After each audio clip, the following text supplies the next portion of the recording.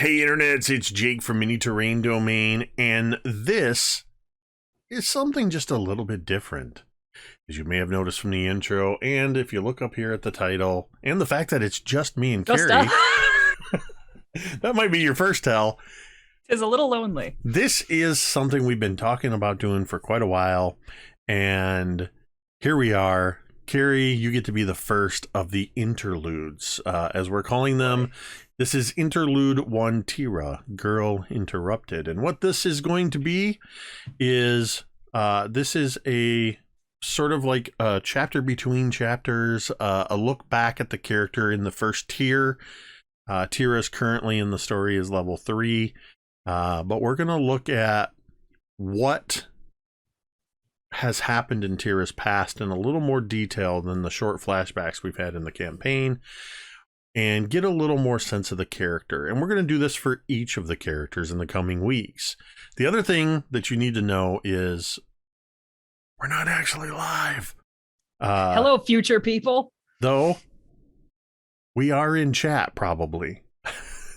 We are probably there. This is something to help us during our holiday break, so we are in chat. This is you're watching a recording, which is also going to be why domain dice or domain tomes are not in play. But if you are subscribing, resubscribing, tipping $5, joining through the Ko-Fi link, any of those usual methods, I will be keeping track of those, and when the campaign resumes, all of those will be credited to the book club. Thank you. So, I do want to remind everybody, before we get started, as always, even with these pre-recorded things, we want to emphasize mental health is such an important thing, and trying to do our part to destigmatize conversations around mental health. And we realize that there's a lot of reasons why you might be struggling, but you may find yourself in a tough place right now, not sure where to turn. First of all, you need to know it's okay to not be okay. But you don't have to struggle alone or founder wondering who you're going to talk to or what you're going to do. Even now in our chat, you can type in !help. And you'll see that it's actually starting to come on the scroll along the bottom of the screen. And that will bring up the website findahelpline.com. I encourage you to go to that URL, bookmark it, save it for yourself, save it for a friend. Excellent resource for finding mental health services and other help services, no matter where you are in the world. You just put in where you're located, and numerous things will pop up to help you. So we encourage you, please use that. This being a one-on-one session, you're going to find that this is a heavily narrative-driven story. Cari and I will be taking longer sections to describe in more detail. Also, because these are deeply personal stories for these characters, there is a chance that we may get into some mental health issues and things like that. So just be warned, as sort of a content warning. We're going to be taking very deep introspective looks at characters, potentially, and just all the usual warnings. You know, it's a D&D game. We're all adults here. There may or may not be some adult language. If that's not for you, feel free to tune away and find something else to watch. With that, I think it's time to play some Dungeons and Dragons. Let's go. All right.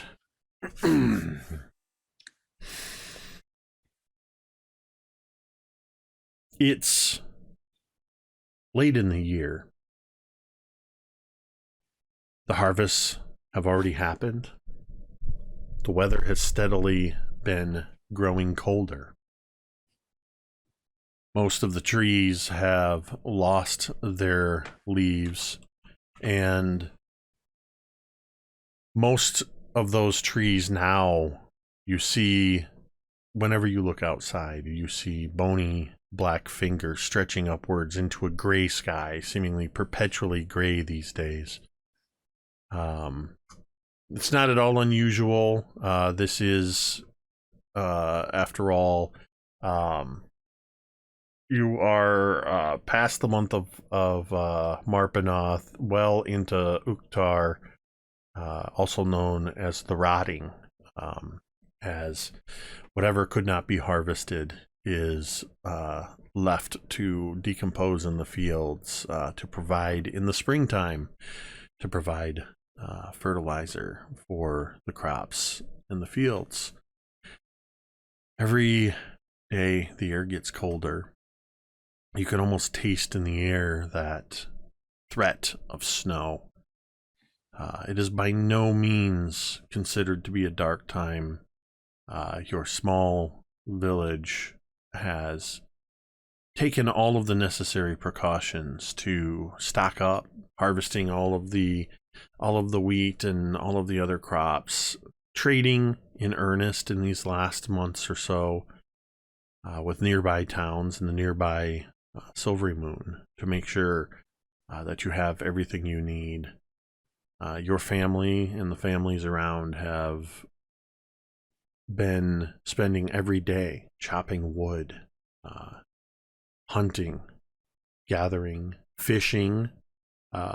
Even now, with that smell of snow threatening to come, you can smell the wood fire from the hearth inside the house, and you can smell from the smokehouse. You can smell the fish and other game that's smoking in there in preparation for the long winter ahead. The sounds that we hear now, though, are a loud clacking sound of wood striking wood. And as we close in on this homestead, where we see this wood smoke from both the smokehouse and the house curling up in, blending into the gray sky, we see a couple of individuals out in the side yard of this house, in an area where there is no grass. It's been trodden into nothing by Durked and Teera and Torin, and even now Teera and Durked are standing there face to face as there's another loud clash of wood on wood, and using makeshift but very well made training swords that your father has prepared, you rush at your father, swords clashing, and once again he twists you up and somehow gets his foot behind yours as he pushes slightly, and you go tumbling backwards onto your butt into the dirt, sprawling.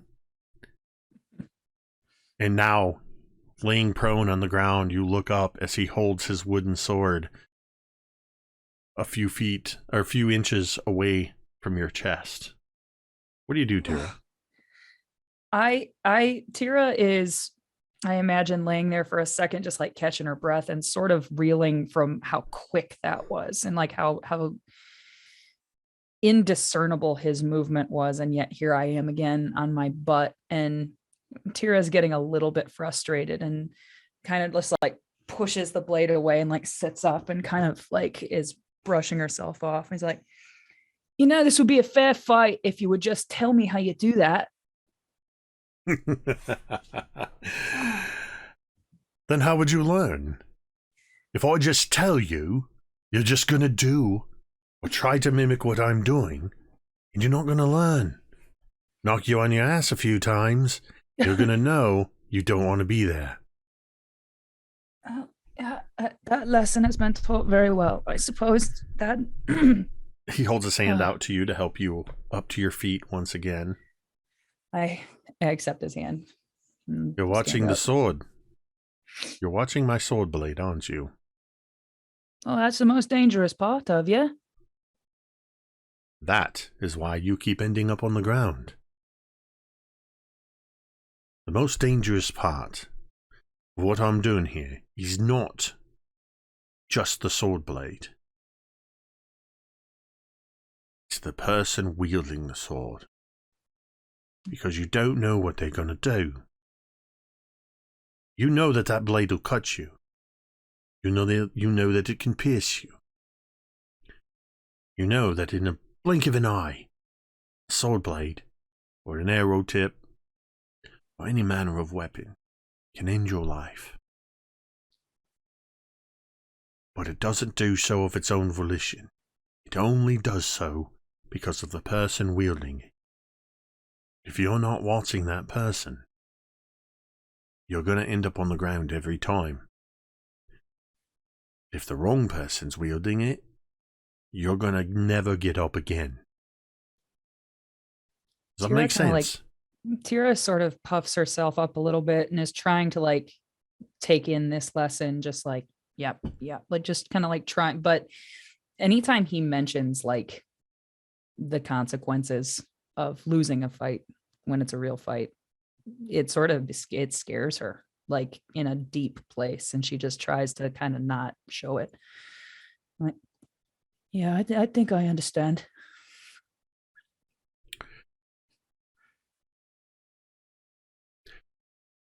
When you watch my sword blade, that's all you're seeing. Watch my eyes. My eyes tell a story. My eyes. If you learn to pay attention to my eyes, the eyes of whoever you're facing, you can begin to anticipate which way they're going to go, what they're going to do. Do they have somebody lying in wait? Somebody waiting in the shadows while they distract you to cut your purse, to cut your throat? Watch my eyes, but be aware of the blade. Now let's try again. Yep, I stand back. He also steps back. He says, all right, come at me. And I just kind of like roll my eyes, like I'm just kind of, and then I'm trying to like kind of feint a little bit, like I'm trying to trick him. And then as soon as like I get here, I just go wham, and I like try to attack him like quickly. Go ahead and make an attack roll. And okay. I'm going to have you rolling straight up on this because you are, after all, 11 years old. I'm just a little baby. Okay. That is do I at least get my proficiency bonus or not? No bonus at all? You are not proficient in anything at the moment. I'm not proficient in anything because I was a baby. I got a 12. All right. So you come lunging in, fainting, and as you were sort of tossing your eyes off to the side, you lunge forward, and Dorkhead, he's not where he was just a moment ago. He's a few inches off to the side, and as you lunge in along his right side, his right hand has come up, his left arm has gone down and pushed your hand away, and the blade is right up on your shoulder next to your throat. He steps back again. This time I'm like, I really try to look at his eyes, and I don't do any kind of malarkey, and I just go at him again. All right, roll with advantage. All right. I only have one set of dice out. All right, here we go. Ooh, that's a 16 this time. Thank God for the advantage, because one was a nat one. You take a moment, Teera, to really pay attention to the words that he said. Seeing what you did wrong, not only were you not watching his eyes, you completely turned away, and in that split second when you weren't looking, he was not there. This time you focus in hard on his eyes, and you see that he is looking right into your eyes, but you can sort of see as his eyes are shifting slightly, he's taking in what you're doing, and you make a slight movement. How is it that you get your sword, your wooden sword, past your father's defenses and make contact for the first time? So I imagine as Teera rushes in, she's kind of going for like she's sort of going for like a stabbing motion. And as he brings his sword down to essentially knock my sword downward, I kind of move my wrist, bringing my blade down for just a moment so his whizzes right by. And then I like have it up at his throat again when I turn my wrist back. I knew he would do that because he's done it before today. And many he's times. With his sword blade having moved past, and you hear the sort of thunk as it connects to the ground, and he just stops and looks, seeing the wooden sword, you reaching up and holding it up towards his throat. See what a difference it makes when you watch my eyes. I did it. And I take my sword away and I throw it up in the air, and I'm running around the yard like an idiot, and I'm just excited, and I'm pumping my fists, and I'm just a little kid, just totally elated. And just so proud of myself. I'm like, I did it. I could do it again too. You notice as you come running around in this big circle with your arms in the air, whooping and hollering. You notice that your little brother Torin has crept out into the yard and is sneaking up behind Dirkhead. And Dirkhead hasn't noticed him yet. And Torin looks at you, and he's doing that almost comically, just and he sees you look at him, and he just goes, and he moves in right behind Dirkhead, and he gets down on his hands and knees right behind your father's legs. And then he just looks at you. Oh yeah. And I walk right up to my dad, and I've got my chest puffed out, and I got my hands right on my hips. And I'm like, I did it. What you got to say about that, Dad? You did it once. It only counts if you can do it again. Well, maybe I can. And I push him. He doesn't even block you or stop you or anything. He just kind of puts his hands up. You push into him, and he takes a stumble step backwards. And you watch as he sort of falls backwards, but completely avoids landing on Torin. You're fairly certain he knew Torin was there the whole time, as he puts a big show of falling onto his back. Torin immediately starts laughing, and Torin runs around the yard like you did, comes charging in, jumps into the air with no worry about anything.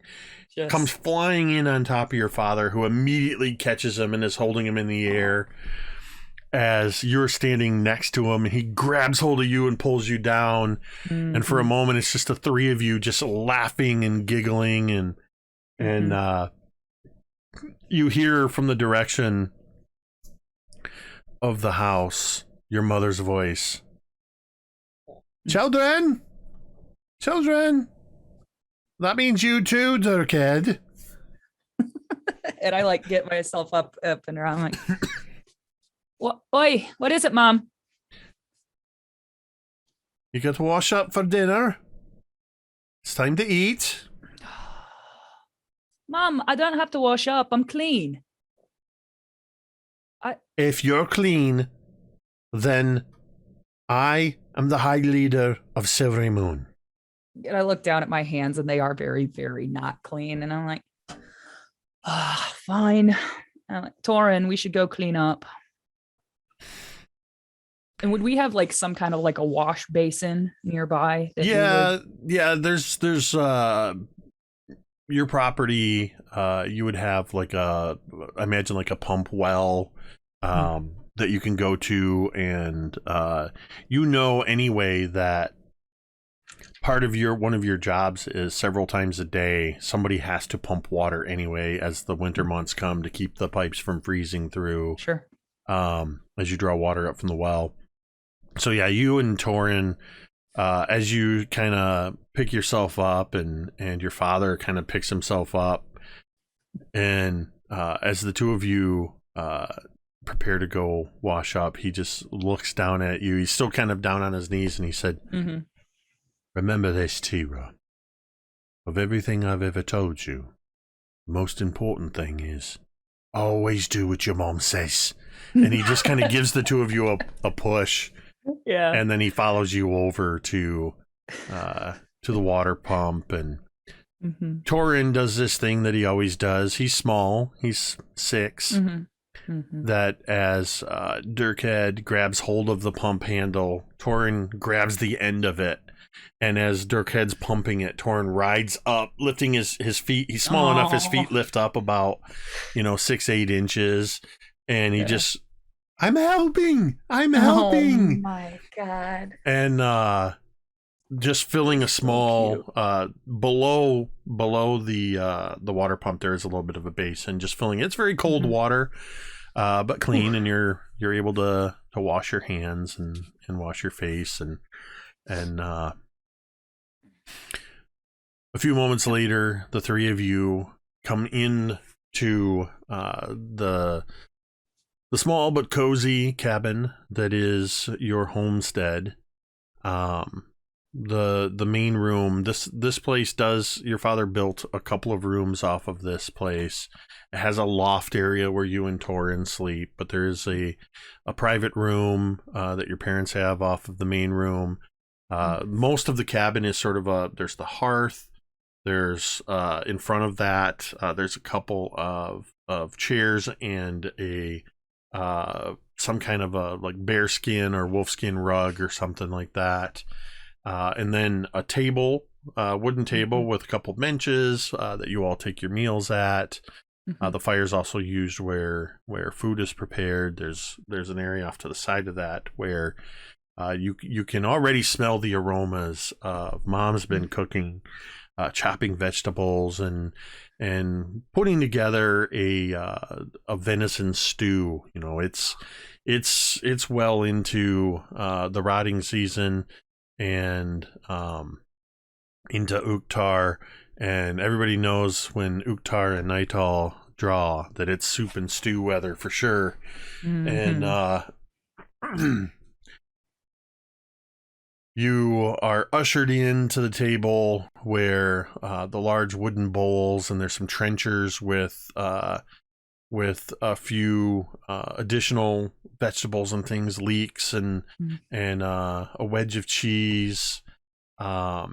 There's fresh baked bread that has just been cut, and you can just smell that. Just all of these heavenly smells are filling the cabin. When we first go in, there's like an audible like sigh as these smells hit, and it's just so unctuous and like so like warm and soothing after being outside in the cold and then having to wash up in the super duper cold water. Yes, and the place is just big enough that when the fire and your mom's cooking and the fire's up, that it's nice and warm in there without being stuffy and hot. So it just feels cozy in this place. And already as you all settle up to the table, your mother pours some pitchers of goat milk for you and Torin, and pours a pitcher of ale for glasses of ale or horns of ale for her and your father. And Dirkhead, he goes to help and brings the large pot over to set it on the stone that sits in the middle of the table, and begins to just ladling and it's thick chunks of venison, potato, carrot, leeks, all this stuff in there, this hearty stew, just filling it in. If there's one thing your father is good at, it is hunting and farming the land. And he's been teaching you a lot of that as well. So your family and those in the village, this small village, you tell me. This is a small village. It's small enough that it doesn't really have a name. It's a few miles outside of Silvery Moon. How big is this village? I would say probably like no more than maybe 200 people live here, like maybe 250, depending on how the spring goes, if you catch my drift. Hmm. And honestly, like it's just sort of like it's small enough, like you said, that it does not have a name. We are sort of a transient almost community because we get most of our everything from Silvery Moon. Um, though, but we're just a little too far outside of town to be Silvery Moon proper and to get a lot of the benefits that Silvery Moon gets.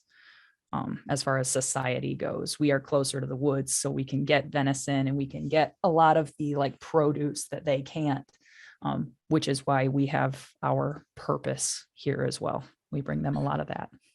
I imagine there's a handful of villages like this Right. that are around the area that specialize.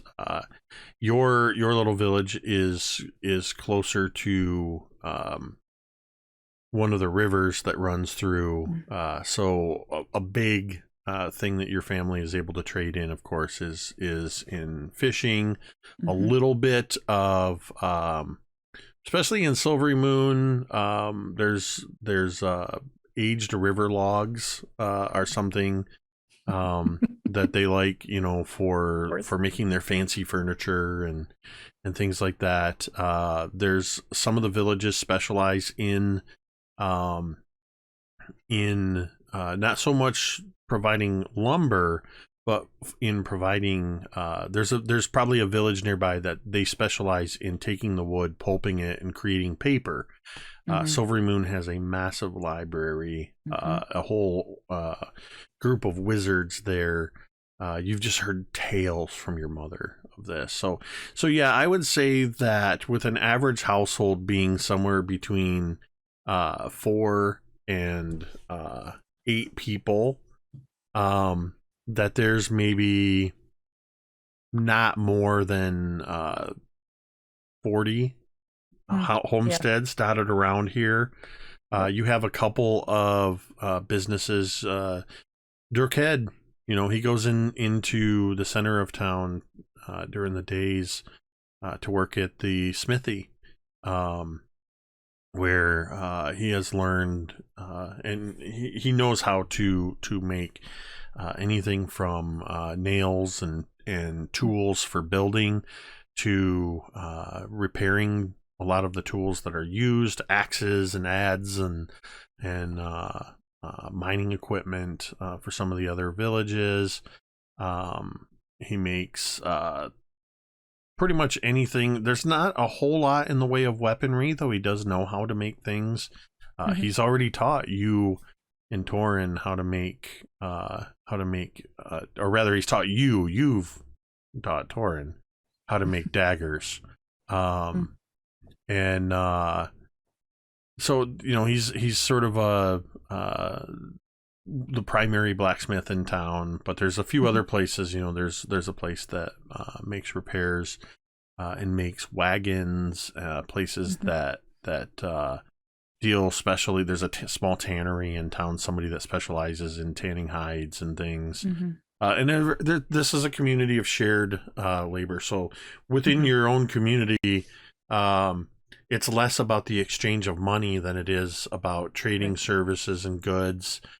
Somebody's just as likely to pay for a crate full of Mm-hmm. nails and a hammer, um, with a bushel of apples and some baked Right. apple pie as they are, to pay a few coin for And I find that right it. now that is especially felt as like the harvest has just come in and there is really no like these are your potatoes, these are my potatoes. There is sort of a shared communal like the smokehouse, for example, where all the fish are, those aren't just our fish, it's like the village's fish. And then once they are smoked, then we will redistribute it equitably. Exactly. And as you're moving through Uktar, that before you move into Nightall, the last month of the year, um, coming up in less than a 10-day is the Feast of the Moon. It's sort of the last big festival before the end of the year. And in addition to feeding everybody, just regular sustenance, there's been a little bit of stockpiling for the winter and a little bit getting set aside as people are preparing for this big feast coming up, which happens in the center of town every year. And Are there like games and stuff? Is it like a big legit festival? Oh yes. Yeah, there's all kinds of little games that go on, and there's competitions where people try to outbake each other, and eating contests and archery and arm wrestling. Is there arm wrestling? Oh, there's got to be arm wrestling. Has my dad ever won? I would say that your dad is probably the reigning champion. He is Damn right he is. He is the blacksmith. He swings a hammer all day long. he is quite the arm wrestler. And I imagine this is some of the conversation that's happening around the table in your homestead as everybody's settling down and you're sort of digging into your venison stew and your mother kind of looks at you and just says, Teera, Torin, you don't have to rush to get it all in. It's not going to evaporate if you don't eat it all in the next 5 minutes. This is really good, Mom. You should take it as a compliment. I'd take it as a bigger compliment if you slowed down to enjoy and savor the flavors. I don't want to have to stop you from choking on a potato again. That was just that one time. Well, 2 times. Okay. And then Teera makes almost like a comically slow bite, and just to prove a point, and then like kind of like has this eating grin as she like looks back at her mom.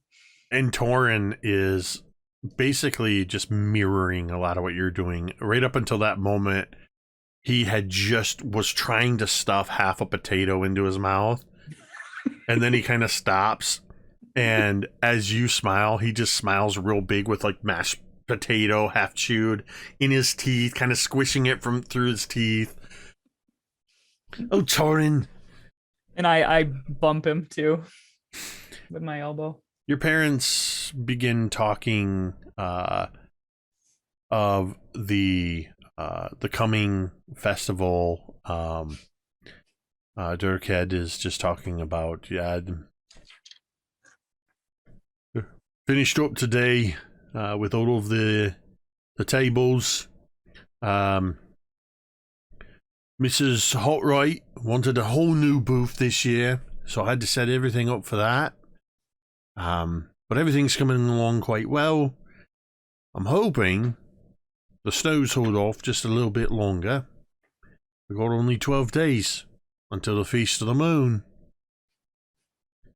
Although if the snow comes before, well, that just adds in a whole new set of competitions. And I gotta like look over. I'm like, yeah, Torin, how about the competitions? You're old enough now. You can enter the boys arm wrestling. Do you want to do that? He kind of swallows this big bite of food that he had, and he goes, "What with these noodles?" And Torin, he just kind of, you don't know. And I laugh. He's funny. I like that. Well, we're going to be needing a little bit more help in town. We're going to need somebody that can hold pumpkins, apples, and gourds. And I know 2 volunteers, freshly sitting right here. I think, doesn't volunteer mean you have to, offer your help and not get told that you're going to help, Dad? Exactly. And that's why I told Mrs. Harrington that you were offering your help, volunteering yourselves to move gourds. I don't like Mrs. Harrington. Dear, that's not very nice. She's not very nice to me. That's why I don't like her. What is it that you imagine she's done to you this time? She always calls me a little rapscallion. She calls me a little barbarian. I don't think that's very nice. Teera, you know what they say. Sometimes the truth hurts. And then she just sort of tousles your hair and kind of gives you one of those looks, my little barbarian. Stop. Okay. All right. There's only about an hour of light left. Why don't you two run along, go meet up with Mrs. Harrington. It won't take that long. I want you back here shortly after the sun has set. Okay. And Teera takes like 3 more bites and is just like chipmunked and then like heads out the door and like, Torin, come on. Torin reaches over to the one of the things of bread and just rips a big piece off of it, shoves it into a pocket, turns to follow you, and then just goes, wait! Turns, goes back, takes another couple spoonfuls of soup, and then breaks off a piece of one of the cheese wedges and takes a bite off of that and then shoves that into his pocket. He comes after you and he goes, wait! And he turns and he goes back to your mother and he just looks at her and says, thank you. Dinner was delicious. Oh my God. That is the cutest thing ever. And then he just smiles at her with like cheese in his teeth. And oh my God. I'm just smiling and waiting for him at the door. I have my hand like holding the door open. And I imagine when he like scampers out, he goes like underneath my arm. And you see as Dirkhead and Melina are watching after you, and Dirkhead just has a big smile on his face as he takes a big drink of ale and just kind of laughs. All right, Teera. Keep an eye on your brother. We'll see you after sundown. All right. I see you then. And I like shut the door behind me and we start heading off to Mrs. Harrington's. It's a little while later as we cut to near the center of town. You can already see where some of these things are being set up. Mm-hmm. And there's some of these stands and the tables your father talked about, and Mrs. Harrington has this whole brand new looking stand set up, and you and Torin and a couple other children from the village have been helping to move pumpkins and gourds and things. Most of it's for decoration. Some of it will be used in pumpkin baking pies, competitions, and pumpkin pie baking competitions. That didn't sound right. We all knew what you meant. But you sort of set down this rather large pumpkin with Torin right behind you, also carrying a rather large pumpkin for him, as he is just carrying this and sets it down. Whew, that one must weigh 1,000 pounds. And I kind of laugh, but I'm like, yeah, it looks like it's just about 1,000. I think you're probably right. And I just head back off to the pile to grab another. Gotta keep these noodles firm if I want to arm wrestle, right? You could, Torin, you're too hard on yourself. You could do fine at the arm wrestling. It's just for boys. I don't think anybody there is going to be older than 8. 8? That's 2 years older than me. It sure is 2 years older than you. You don't think I could take an 8-year-old, do you? I think you could take some of the 8-year-olds. Did you see that? And I kind of like point off to where there's a couple kids like playing, or I say, you could take him. That's Trevor. Anybody could take Trevor. Well, he's going to enter the arm wrestling competition. I Beat him and then beat the don't want next. to arm wrestle Trevor. That means I have to touch his hand. Trevor eats his bogies.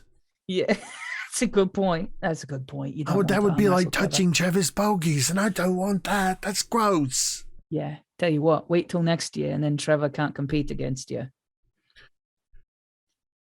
That'll be better. Yeah. This year you can enter, I don't know. There's going to be all sorts of games. I'm getting a bit old for some of these games, I think. I want Father to teach me how to use a sword too.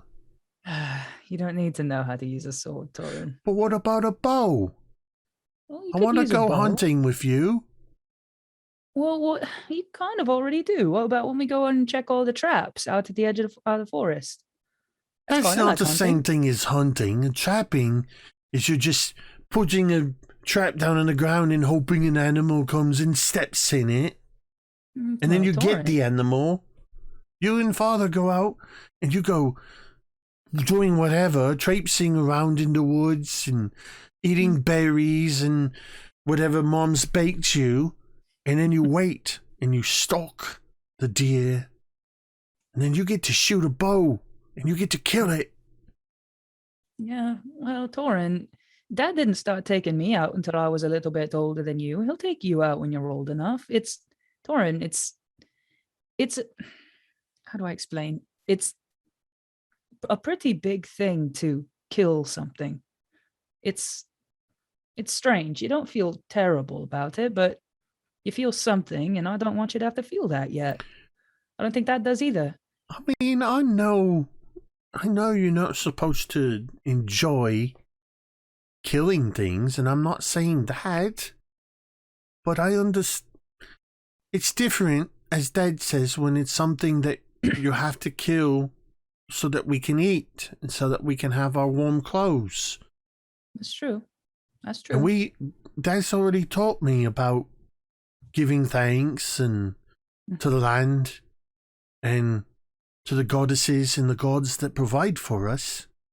I know all about Milakovic and what she provides for us. Mm-hmm. But Yeah. Milakovic would want me to have a bow.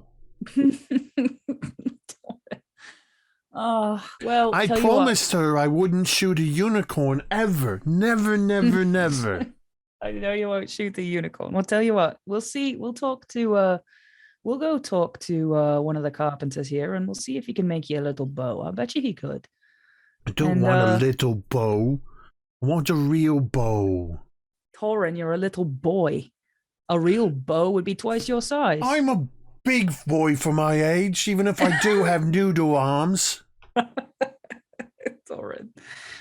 Yeah, well, we'll get you a real-ish bow next time we see the carpenter, and as soon as we're done moving all these 1,000-pound pumpkins. How about that? You promise? Of course. I wouldn't say it if I didn't promise. Teera? Yeah. Dad's smoking fish. Yeah. For the festival and for the town, yeah? Yeah. And Dad's smoking venison. Mm-hmm. There's goat in there, yeah? Yeah, there's all kinds of meat. And he in there. uses hickory for that. Yeah. Then what is that I smell burning? And I smell and I see if there's anything that I smell that's like not hickory. Make a perception check. Okay. That's a 19.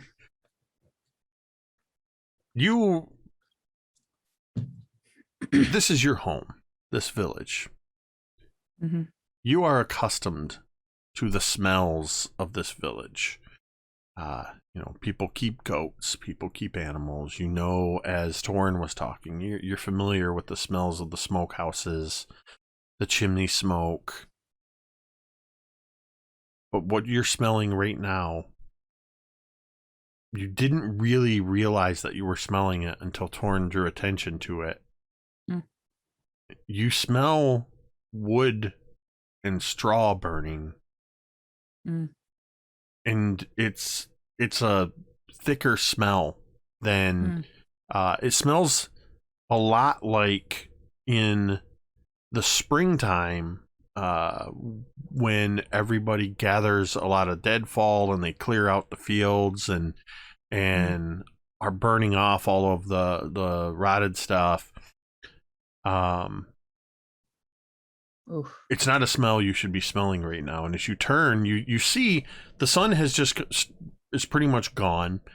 Mm-hmm. There's a few places in the village where people have lanterns hanging outside, people that are waiting for people to come home. You see a few uh, lights in the windows of homesteads.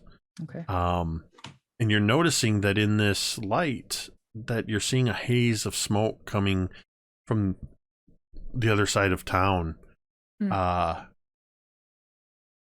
And you're also noticing that there is, from that direction, you're seeing sort of a ambient glow of an orange flickering light behind some of the houses, and it's coming from the direction of your homestead.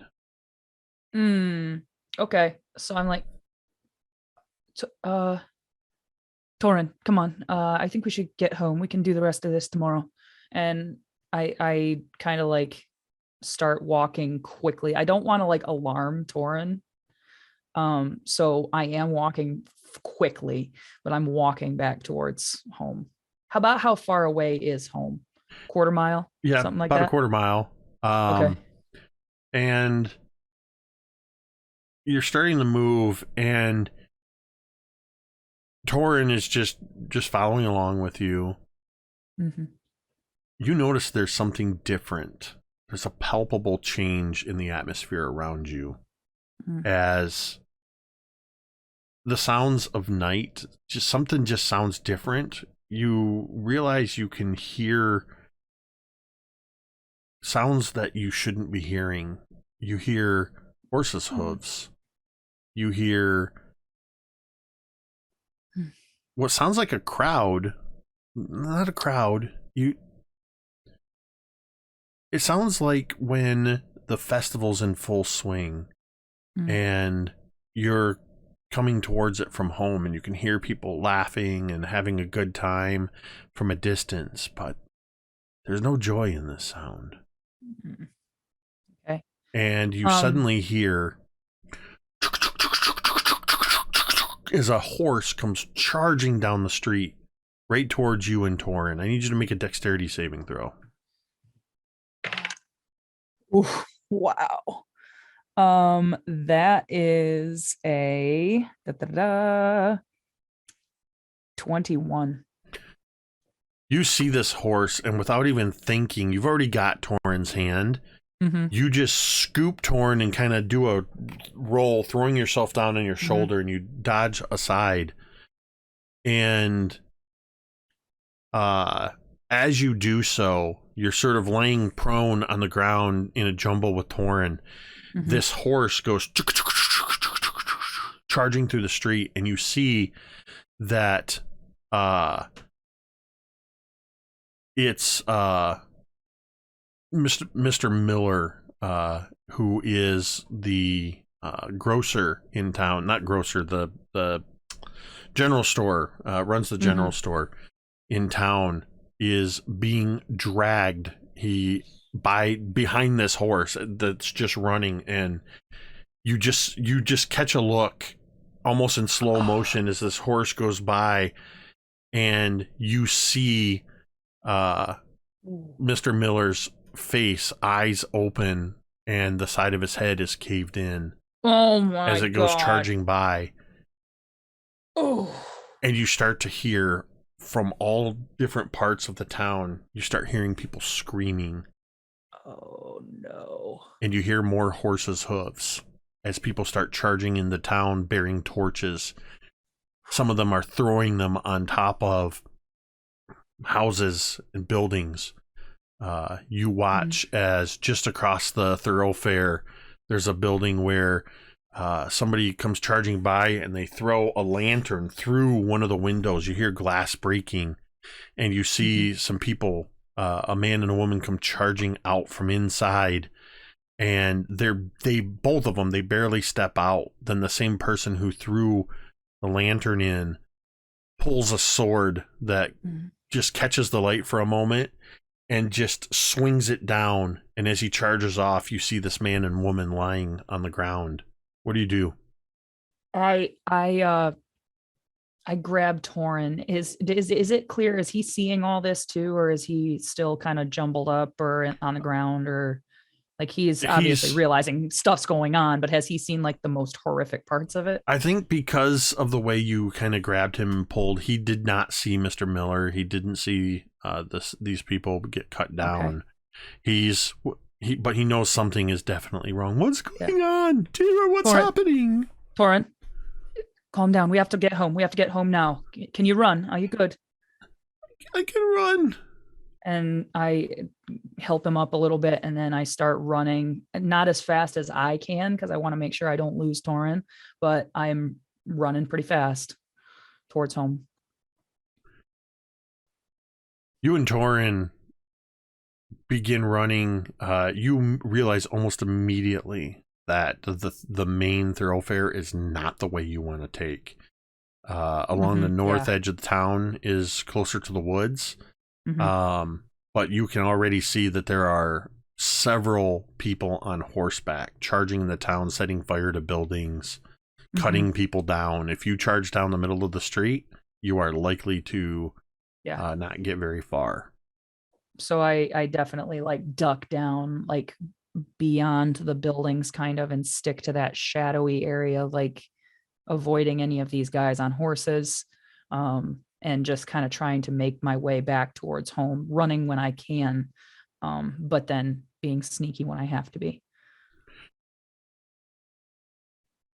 You and Torin darting through the shadows, you know all the shortcuts, you know all the different ways to move through.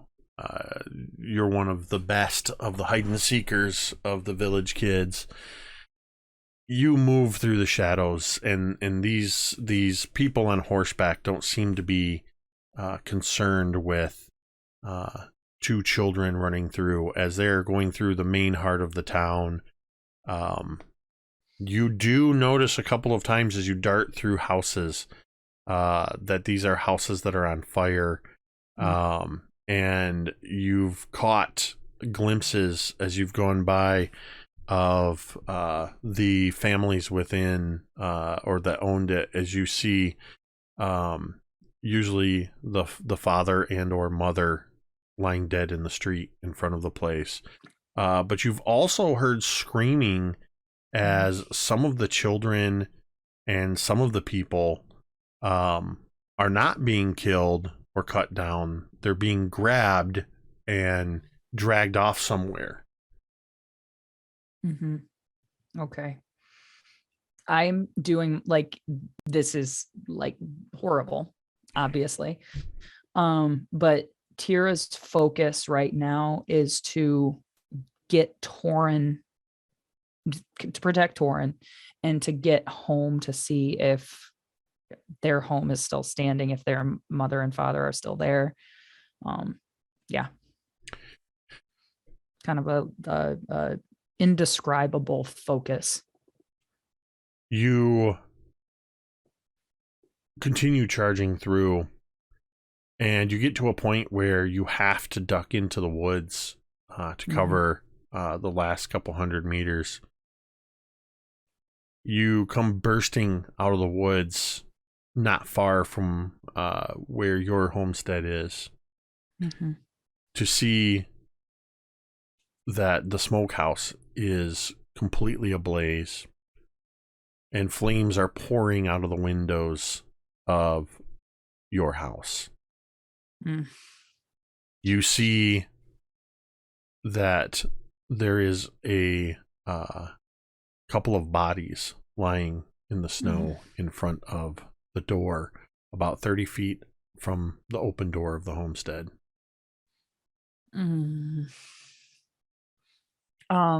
So we are hidden-ish in the woods, right? Yeah, you've just sort of stepped out of the woods. Okay. Enough to see this scene. Right. Torin, follow me. Look down. Look at the snow. Don't look up. Just follow me. Keep following me. I don't understand what's happening. Just, Torin, it's fine. Just keep following me. And I want Mom. It's okay. We're gonna find her. And I pull Torin, like we don't have time to wait. Right. And I want to go towards the smokehouse, kind of between the smokehouse and our home. As you're moving towards there, you catch a glimpse. You're kind of partially holding Torin and kind of shielding him you're between him and the homestead. And as you're watching where you're going, you catch sight of the two figures that are lying in this in the dirt in front of the house, and you see that both of them are not familiar looking to you. They are a man and a woman, but they are wearing what looks like cobbled together leather armor. They have tattered cloaks, and both of them have wounds that look like they were run through with a sword. Okay. And I'm like, Torin, and I kind of like, once we get to the smokehouse, I like sit, like I crouch down and I kind of pull Torin down too. And I'm like, sit here for just a second. And I'm like reaching underneath. So there's where the smokehouse is. There was like this gap. It's built up on pegs, like a little bit. There's a gap, like maybe 8 inches off the ground. Teera is reaching under there kind of frantically. And when her hand reemerges, she has a sword that's about this big. It's an itty bitty sword that is her dad gave her and told her to never ever tell her mother. And she grabs that and pulls it out and just kind of puts it on her belt and just like is kind of trying to formulate a plan.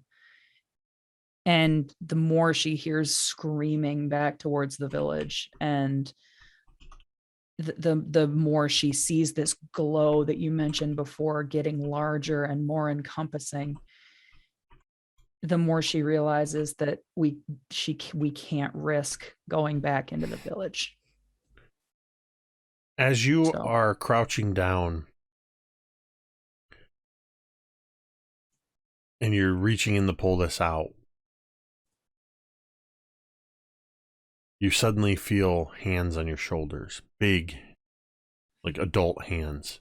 And another hand covers your mouth and you are picked up off the ground.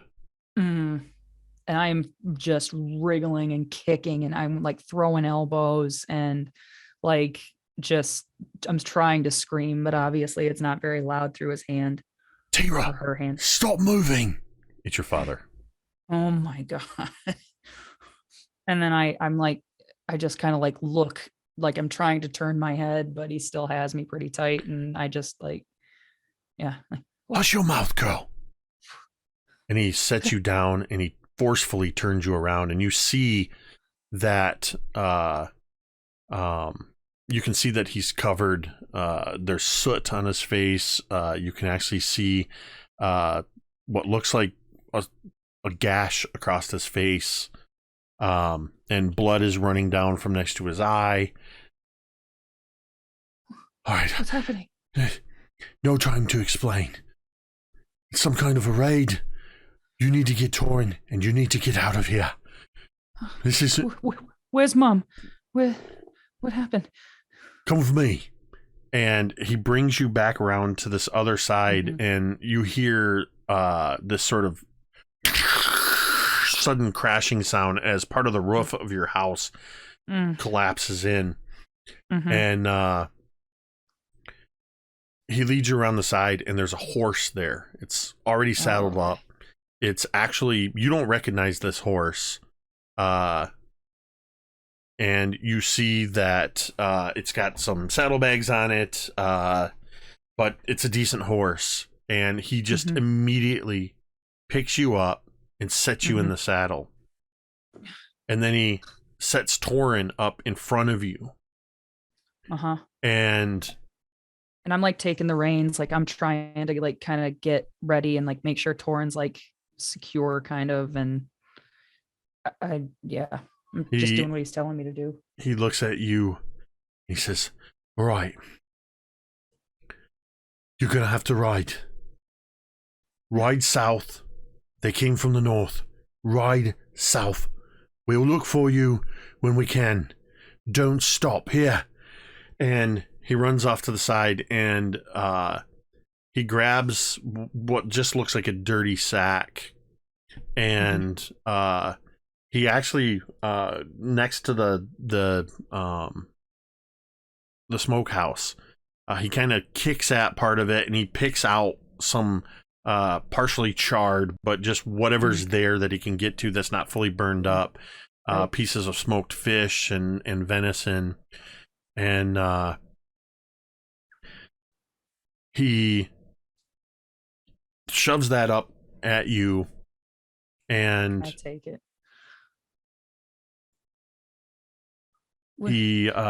he's looking at you, and he's just, as he shoves this up in your hands, don't stop riding.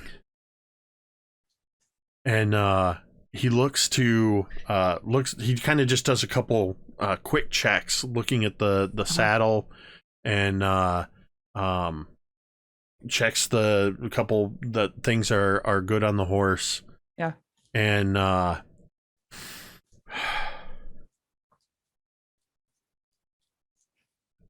just when we can, we'll find you. And you see a quick flash, and he looks like he sticks something into a saddlebag, or kind of tucks it along the saddle or something on the horse, but you're not sure. He goes, don't stop riding, I'll find you. And just all of a sudden you hear a smack as he hits the back end of the horse, and it takes off. It's almost surprising, like, how quickly the horse takes off. And for a second, Teera is like off balance, but then she really like grips the reins hard, pulls herself forward again so she's balanced on the horse, and with one hand has the reins, and with the other hand is like gripping Torin around like the stomach, and goes south and is going fast. And we see this view of this village with no name, as the camera view seems to almost slowly rise to a higher view, and we see stretching out over a half a mile. It looks as if almost every homestead in this place is on fire. There are many dozens and dozens of people on horseback. There are people that appear to be gathered in the center of town, and we see this horse just come rushing past and disappear out of frame as you and Torin are clutching the reins and disappear into the darkness. We cut to the bony black fingers of trees grasping towards a gray sky. But this time, the sky has decided the snow was coming just a little bit early. There's a few large snowflakes fall lazily from the sky, drifting down. And we pan down, and we see this chestnut riding horse, with snow collecting in its mane and on its tail. And we see Teera and Torin on the saddle. Teera, make me a Constitution saving throw. That's a 12. Teera, you are barely holding on to consciousness. You've been riding all night. At some point, you stopped pushing the horse, but the horse has just kept walking along as it is now. Torin, for the first hour or so, cried against your chest, begging for explanation, but succumbed much earlier to exhaustion. You've been riding for hours on this horse. Your fingers are cramped from holding onto the reins. And you're swaying in the saddle, struggling to stay awake. As if sensing this, the horse stops moving. And Teera knows what her father told her about don't stop riding, but at the same time, she's this close to like falling out of the saddle, which obviously in and of itself could hurt. But then if she falls out of the saddle and the horse gets away, then we're really, really screwed. So I think what she would do is she would kind of like sigh and like kind of jostle Torin's like, Torin, you awake? I'm Torin, wake up. I'm cold. I know. And Where's Mama? Where's Dad? I don't know. And I kind of like get the horse over to like near a tree. And I hop down off of the horse and I help Torin down. And I tie the horse up onto the tree just to make sure it doesn't get away. And I'm like, right, Torin, can you help me with something? What? I need to find some firewood. I'm cold too. I can gather firewood. All right. We'll stay together now, and if you find any, we'll collect it and we'll bring it back here and we'll make a fire, yeah? Okay. And know, go ahead. Kind of I was just gonna say, then we kind of make our way. I try not to go too far from the horse, but making my way kind of around almost like in a perimeter. You find that where you've stopped, as you're looking around, you actually hear water trickling nearby. Within about 30 feet of where you stop, there is a small stream, and it's running, and it kind of, what you're hearing is it's trickling down some rocks. The stream is no more than 3 feet across, but there's a steady run of water running through it. There's a little bit of flat area closer to the stream that's actually a little lower than where you rode in, so just a little bit of a low spot. And you and Torin are able to gather some firewood, and it's a little difficult at first. Your fingers are cramped and cold, but you are able to get a fire started. One of the things about the things that your father taught you, some of the first things he taught you was how to start a fire when you don't have flint and steel. And you're able to get a small fire going in some kindling, and then start placing a little bit bigger pieces in. And after a few moments, there's a decent fire that's starting to warm you. The horse, you hear a few feet away as this horse just sort of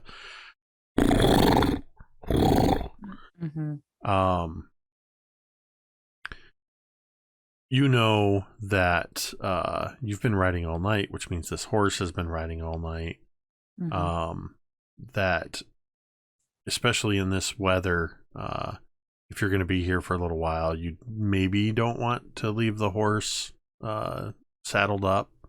Right. This is basic stuff. You're Right, 11, yeah, but this I've is all heard, basic stuff. You know how to take care of a horse. I would first dig Torin some fish out of the bag. Not a big piece, because I don't know how long we're going to be on the road. As you go back to the horse to where the bag is, you notice that there's a couple saddlebags on this horse. But you also see that on the right side of the horse, tucked in alongside, kind of, there looks to be some sort of a scabbard that was attached to the saddle for whoever this belonged to before, but there's no sword in it. But tucked through the straps, sort of weaved through them, is your father's greatsword. Oh. That's what he shoved in right before he sent you Oh, off. wow.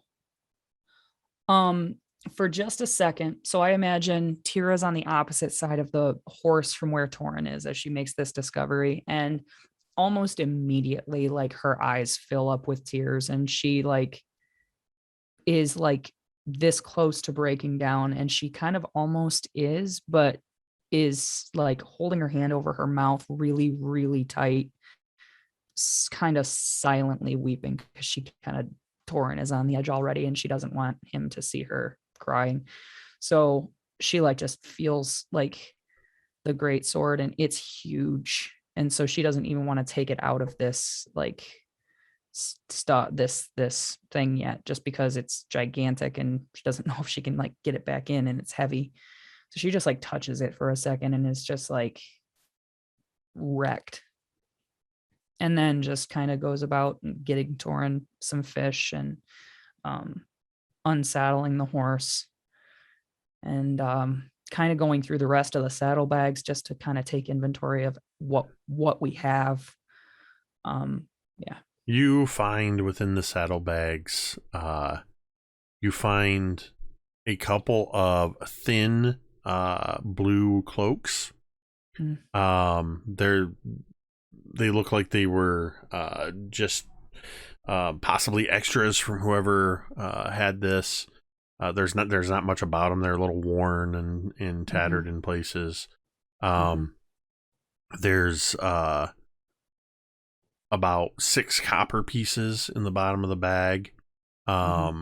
You do find a flint and steel in there. Great. Yeah.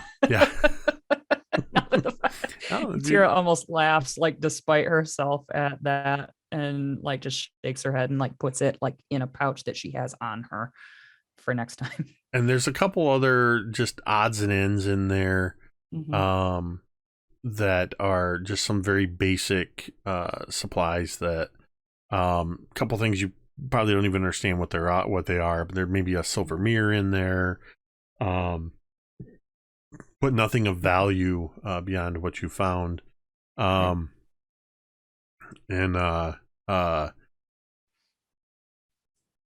you unsaddle the horse and you take some time, and the next couple of days go like this.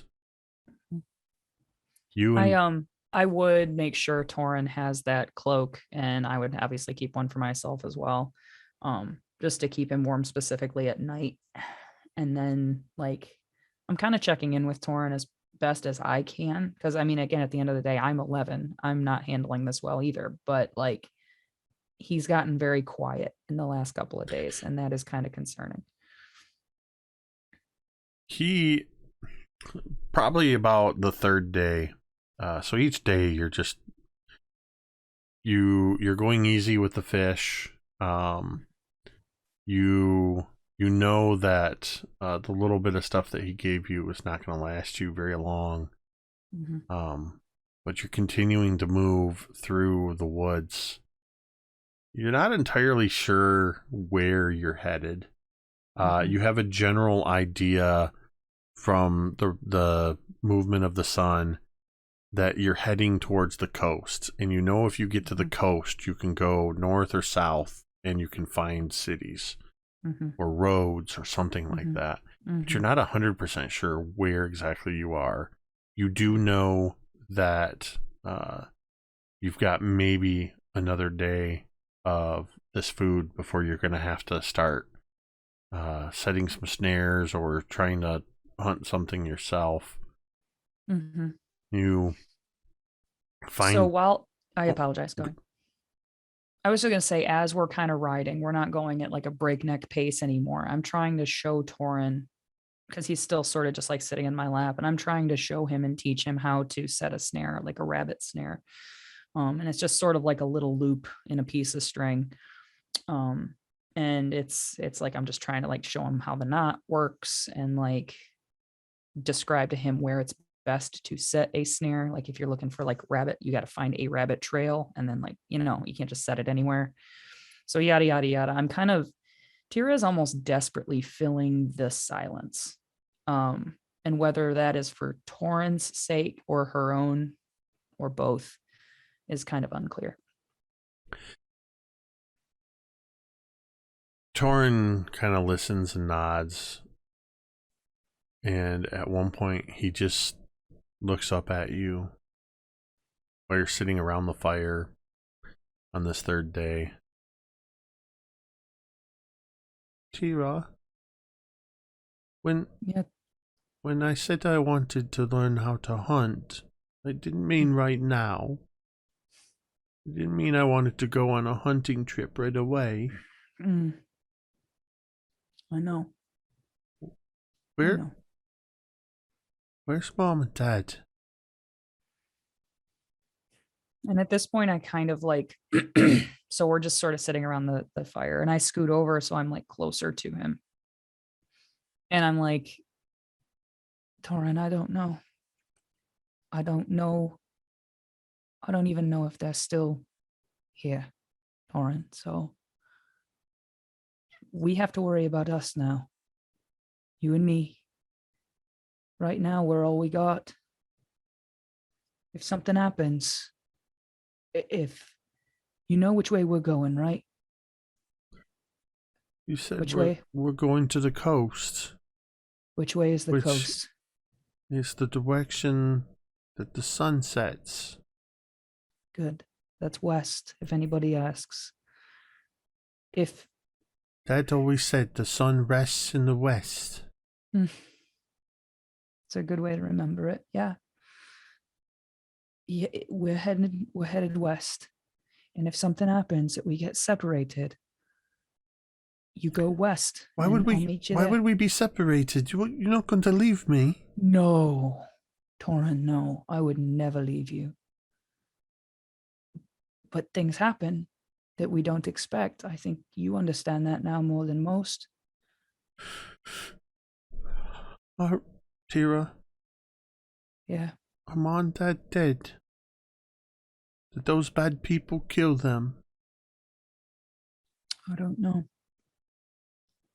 Who were they? They were bandits, Torin. They were raiders. Raiders are people who don't work for the things they have. They take it from other people. And they hurt people too. I don't know why people would do that. I want to be somebody that stops bad people. Yeah. You will be. You will be. When we get to the coast, we get to the city, maybe you'll be a knight someday. Knight? I'm gonna have to get stronger. I can't be a knight with these noodle arms. And he just gives you just a little bit of a smile. Yeah. And I just sort of kind of like keep poking at the fire, and I go back into my tirade of how to make a snare and how to hunt and like maybe how to make a rudimentary bow, or maybe how to catch fish specifically, because that's probably going to be the most likely thing we can get. We cut to a day or two later. We see Teera and Torin moving through the snow. We see their feet. Snow has fallen. It's about an inch or so on the ground. And we can hear Torin with just a little more pep in his voice as he says, when I'd help you and Dad find the snares, it was just finding animals that had been caught. Mm-hmm. But what you showed me with the snares, it really works. And he holds up a rabbit. Oh, yeah. Awesome. I can't wait to eat this rabbit. Yeah. Haven't had red meat in a few days. And then he kind of holds it up and he pauses for a second. Thank you, rabbit. Oh, my God. Thank you, my Lakey. Thank you, Forrest. I'm gonna eat you all up. As he looks right at it, he's like, you can just hear the of his stomach. Yep. As you two are heading back, kind of following some footsteps. Just you hadn't gone very far as you're heading toward your horse, and you see where the horse is sitting, or is kind of tied off against this tree, and there's a log where you had set the saddle, and as you're heading towards the fire is still smoldering and popping just a little bit. As you're heading over there, you see a man step out from behind your horse. And I kind of like, and he just runs his hand through the mane and kind of cups the horse on the snout as he looks at you, and he goes, "Oh, so this horse does have somebody he belongs to, yeah?" And I kind of like move Torin like behind me. I like reach out and like physically push him kind of behind me. And I have like, I kind of drop whatever I was holding, snares or game or whatever. And I kind of like put my hand on my itty bitty little sword. And I'm like, yeah, who's asking? You're out here an awful long ways away from any place. You out here all by yourself? Who's asking? I believe I was the one asking the questions here, girl. Is this your horse? It is. I suppose you're going to tell me that is your sword. It is.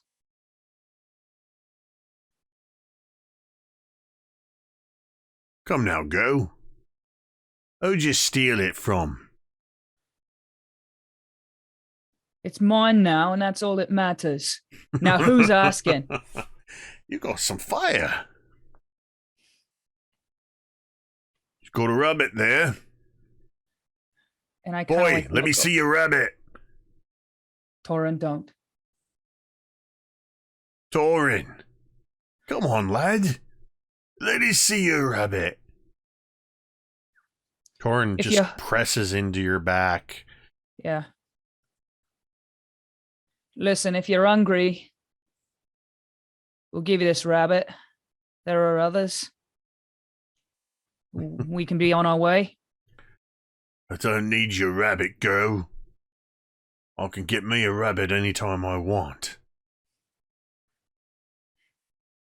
And his eyes narrow at you. So, I'm getting this sense.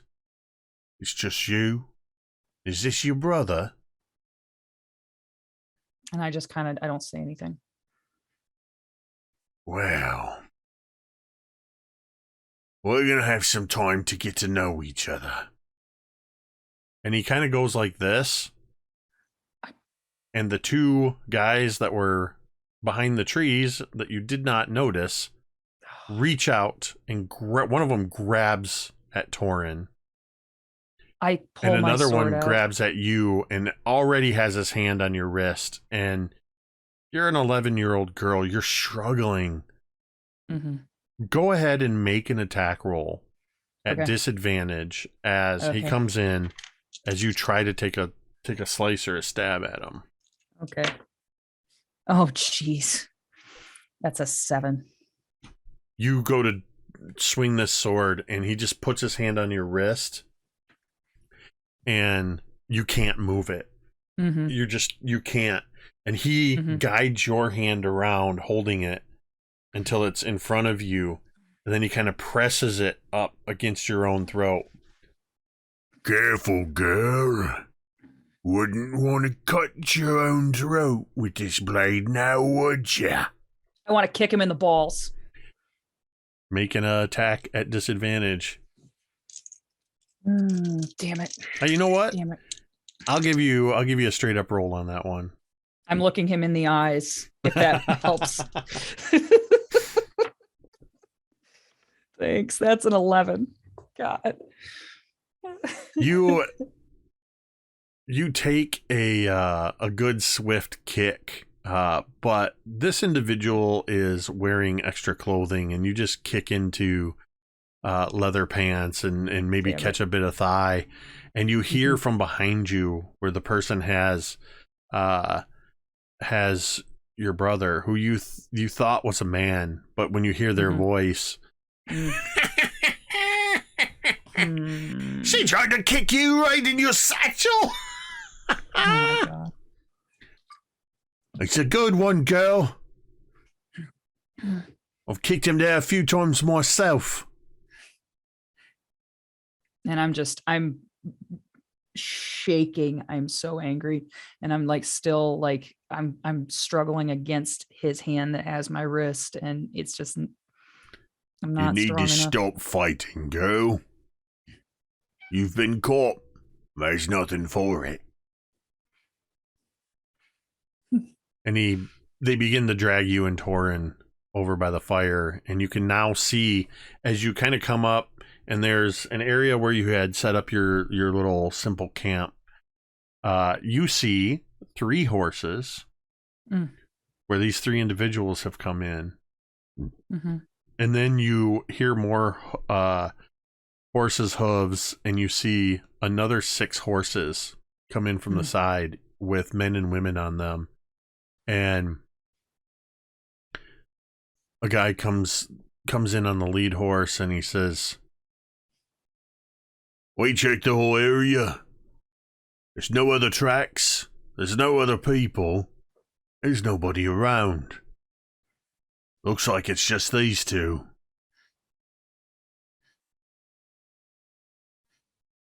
And the guy that's been talking to you this whole time, he picks up the saddle, and he very gently and carefully, he's like treating this horse with a lot of care, and he, as if it's no effort. I mean, you're exhausted every time you saddle and unsaddle this horse. You always have to find a log that you can climb up on and get this up, and not only is he doing this effortlessly, he is doing it while talking this whole time. He's just carefully strapping straps, and he's telling you, "I don't know who you are, and I don't know where you come from, but it seems like our lucky day.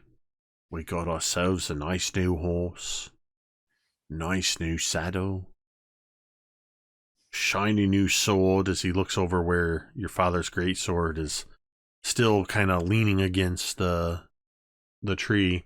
At that, I kind of jerk in that guy's grip again with that statement. "Easy, girl. And we got us a couple little whelps. Now, what we've got to decide is, what are we gonna do with the 2 of you?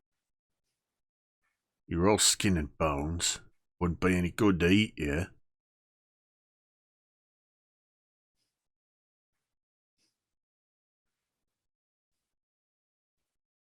Might be able to fetch a few coppers, maybe a silver piece. The boy shows promise." He's a little boy. He doesn't show promise. Look at his arms. Skin and bone. "Look at you. Already trying to negotiate for what's your brother. You might be smarter than I gave you credit for. How old are you, girl?" I'm 11.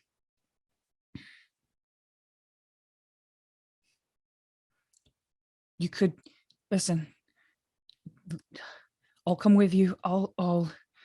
You can sell me to whoever whenever we get where we're going. But if you could just leave him here. Is that You what wouldn't I could survive anyway. do?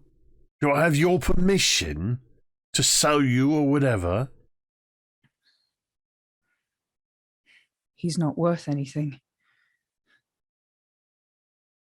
He's not worth anything. He wouldn't. He'd be, all he is a mouth to feed. You could leave him here. He He tightens one strap up on the horse, comes walking over to where this bigger man is holding you. You still have your sword in your hand, but it's pressed against your chest, not right up against your throat, but he's just holding your hand there. And this man, he looks to be about your father's age. He's got long, scraggly hair. He's got a beard, but it looks like it's just not neat. It's just from just unkempt, not having been near civilization, it looks, for a little while. Right. But his demeanor is still a little...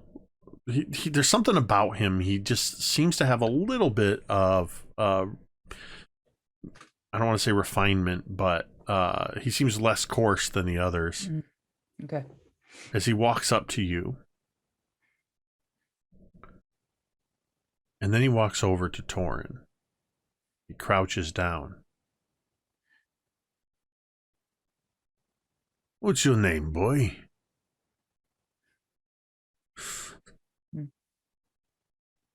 Come on, boy. Give us your name. Torin. Torin. That's your sister then, yeah? Yes. I don't think anybody's ever told you this. But your sister's a lying little bitch. She said you was nothing. She said you wasn't worth anything. Torin, don't listen to him. Bastard, that's not what I meant. Just strikes out and you get backhanded across the mouth by this guy. A gloved hand strikes into your jaw and you see stars for a moment. You speak again and you'll catch the back of my hand. I'm talking to this one. The one you was calling nothing.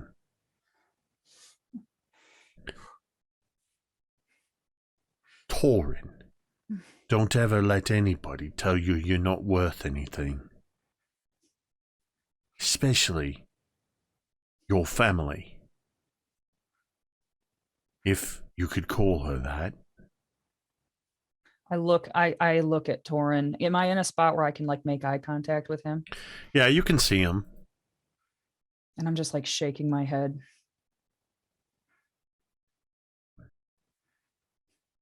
Well, little Torin. It seems that your sister has done a poor job of bringing up a good, strong little brother. You've got wee little sticks for arms. But you spend some time with us, you can get some strength. Yeah. We'll teach you a thing or two. You ride with us. Nobody will tell you you're not worth nothing. I will kill every last one of you before that will happen. I swear. And I'm jerking around again, and I'm trying to free my hand. And Do you want Geralt here to slice you with your own blade, girl? You will not take my brother. Your brother can do as he pleases. Torin. Now, as for you, girl, perhaps you need to be taught a lesson too. And he stands up and so that he's towering over you. And he looks at you in a way you've never seen anybody look at you. There's this vileness in his look. And the guy that's holding you, Geralt, he starts just shaking with laughter. And you see this guy looking down at you as he just licks his lips. And then you watch as an arrow pierces his throat. Oh my God. Oh my God. This man who was just slapped you moments ago is now bleeding from an arrow in the throat. And you hear a couple more. Sing! Sing, sing! And the Geralt, the one holding you, takes an arrow in the shoulder and loses his grip on you.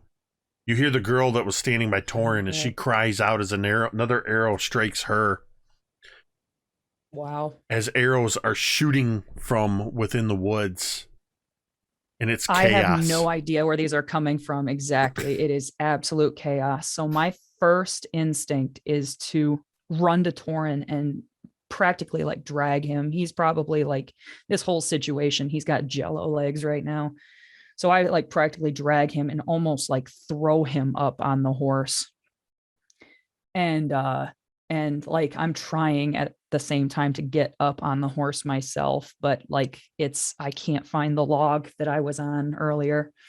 And I can't, like I'm just not tall enough, and it's a struggle to get up on the horse for a second. Yeah, the in the chaos that's happening, you can now hear there's other people come charging in. You hear the sounds of swords clashing, more arrows.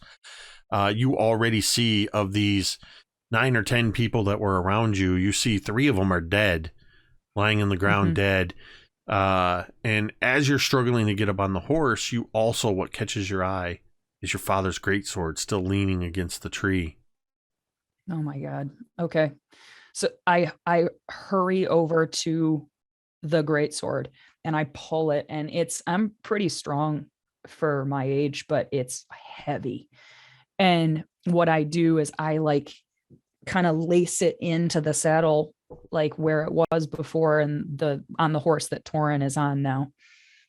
And I'm like, I just am kind of gonna, I'm just trying to like get the horse ready. I'm kind of frantically looking around, see if there's anything else we need to grab. You see, as more figures are coming in, that you are almost completely surrounded by these other figures. You haven't gotten a good look at them, but you are hearing these sounds of fighting, and you're seeing blood sprayed across trees and on the snow. And then you turn to the side where one of these horses are, and you suddenly see the horse's head is just separated from its body. And where the horse collapses and the rider falls and the horse head falls to the ground and blood is spraying everywhere, you see this massive battle axe as this figure rises up. Grayish green skin. Even in this cold weather, his chest is mostly bare.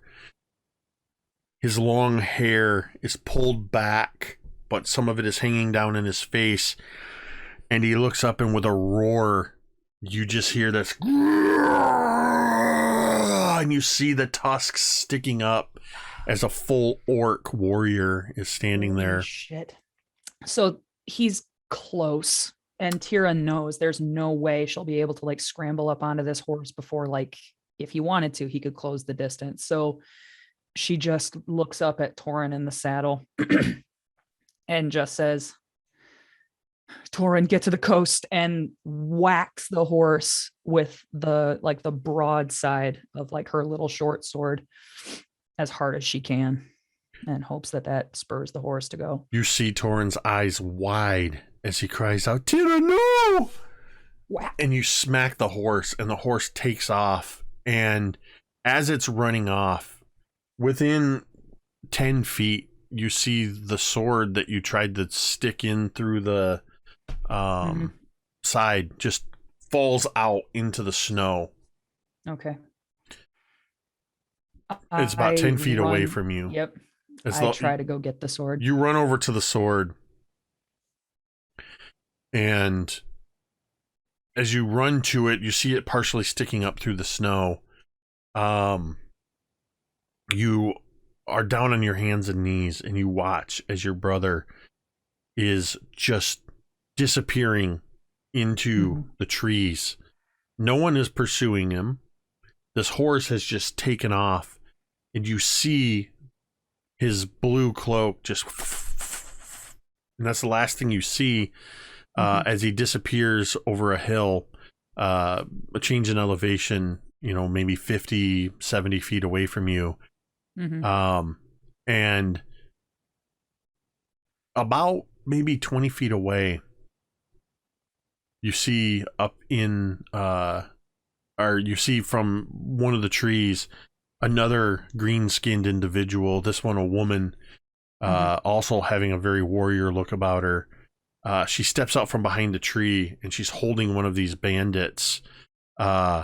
As you see the bandit, it's just sort of standing upright with a blade, a wicked curved blade sticking out of its chest. Oh! And then she just holds this person by the hair and just goes, and drops them to the ground. That is sick. Yeah. And then as she swings her sword down, there's just this arc of blood across the snow. She goes running, takes a couple steps up onto a log, puts her other foot onto the back of a horse, and then just almost in slow motion goes flying through the air with her sword up, comes down and cuts into the shoulder of another bandit and almost cleaves him in half. And as she lands, she just goes, dude, oh my God. And where you're standing, or rather on your hands and knees by the sword, and you're seeing all of this all around you, just as quickly as it started, the fighting seems to be over. None of the bandits are left alive. There's one dead horse. And you see half a dozen orcs standing around. Holy shit. Do any of them appear to see me? Am I I'm in the clearing, or am you I see hidden? At first, as you're looking, they all seem to be talking amongst themselves, and you're hearing things that it takes a moment for your brain to sort of sort it out, because at first you're not, just the chaos of everything that happened, you're just hearing but then your brain kind of sorts it out. You're not an expert in Orcish, but your father taught you Orc. Because you didn't just trade with Silvery Moon. Your village and your father traded with other tribes in the area and had some dealings with Orc tribes. So you know Orcish. And basically what you're picking up is the really big orc is being yelled at by the woman for killing the horse. Awesome. That's one less horse that we will have. It was in the way. Oh my God. So Teera is almost paralyzed, trying to figure out what she's going to do. And she almost immediately dismisses the idea of fighting. It could she can't, but is racking her brain on the alternative is interacting with them, because it's going to be seconds before they see her, and she's just kind of rolling through her brain what to do next. And that's when you hear very close to you a voice in Orc says, "Huh. Looks like we missed one." And so at that moment, Teera remembers a lesson from her father about respect in Orc tribes and how important it is and how to show it. She takes the great sword by obviously the hilt, but then also holds it by the blade. Not super tight. She doesn't want to cut herself, but not with her hands underneath, because that would be a gesture that she's giving it to them. She holds it out in front of her like this and says in Orc, prosperity and conquest, and then just sort of stays on her knees and is not making eye contact with this one. This orc that's standing before you has thick black hair pulled back into a thick braid, but you can see some streaks of gray. You see scars across his well-muscled biceps and chest and shoulders, as he too is not wearing a whole lot in the way of armor. He has simple leather trousers, and he's got almost like furs kind of around his waist, and he is holding a very bloody axe in his hands. He's actually holding two very bloody axes. An axe that looks like your father would have to use two hands to wield. Wow. He's holding one in each hand. Wow. And he looks at you and he actually goes, well. And then he crosses the blades, hands down. And to you, he says in Orc, returning. Only then do I kind of like look up at him and take in like the full measure of this warrior. And it is, Teera does her best to not appear absolutely terrified, even though she is. You speak and understand our tongue, girl, he says in Orc. In Orc, I would probably say like I would get close, but I would say speak tongue you, yes, something like that. Not bad. You have much to learn. And then he changes, and he says in almost flawless common, he says, you will come with us.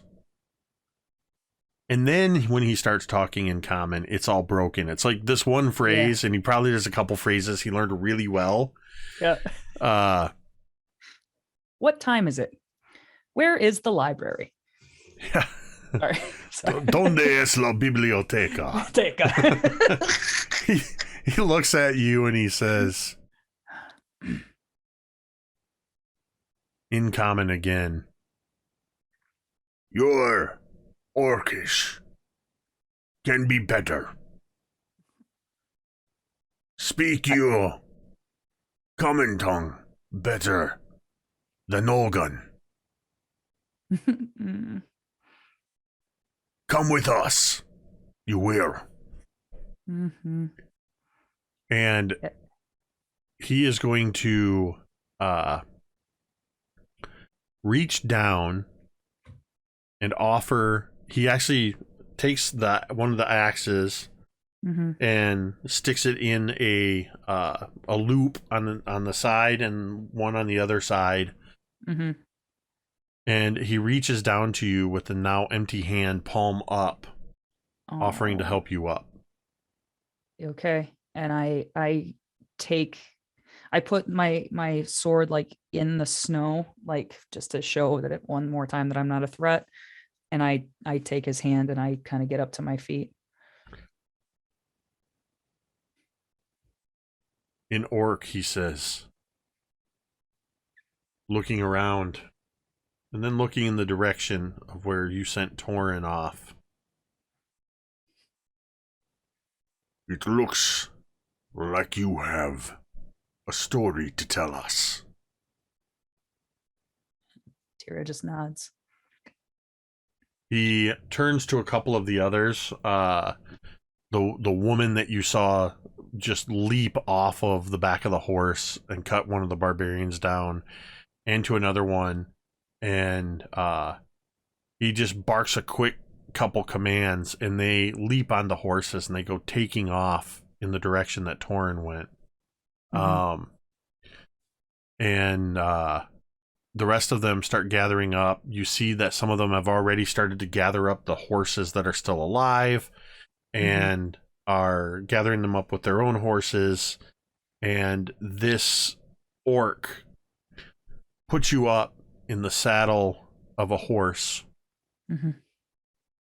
to the front as he climbs up, and as he puts you up there, he takes your great sword and he sticks it into the side of the saddle of his own horse, and he climbs up easily, towering over you. Yeah. As you are now in a position where Torin was for the last few days. And he looks at all the rest of the orcs and he says, "We ride for home." And you begin to head off, not to the west, but what appears to be to the northeast. And kind of peering around this orc, you look in the direction where the other two orcs headed off after Torin. And you see, as snow continues to fall, you see one of these black trees reaching up for the sky, and on one of the fingers of branches you see a raven watching, cocking its head, and you hear "Grrr, grrr," and then it flies away. God. And that is where this interlude ends. Wow, Jake. That was good. It was good. Whoa. That was fun. Oh, that is heartbreaking. That was terrific. Oh my gosh. so good.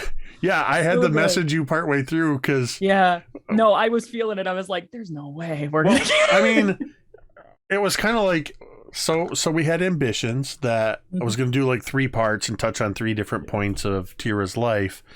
And the way things started going when we were riffing off of each other, setting things up at the beginning, I started to realize, there's no way we're going to rush through all these scenes. Right. So let's just continue to take our time with this. And we've touched in the 24 sessions of the game we've played so far, we've touched on parts of this, hints of this. And we've seen that Teera, mostly inwardly, that Teera has been looking for her brother Torin, and we've seen a little bit of that outward. You talked to the dwarf blacksmith at Candlekeep, and you've talked to a couple people just inquiring. But at that point, Teera's 11 years old. Village suddenly attacked, and you and your brother, 11 and 6, are on your own for about 5 days when you are ambushed by more bandits, who are in turn ambushed by orcs. And all we know at this point, we now know kind of what's happened and a little bit of what the inciting incident was that pushed Teera forward. But there's still like a 16-year gap between what we just saw and where Teera is now. Very true.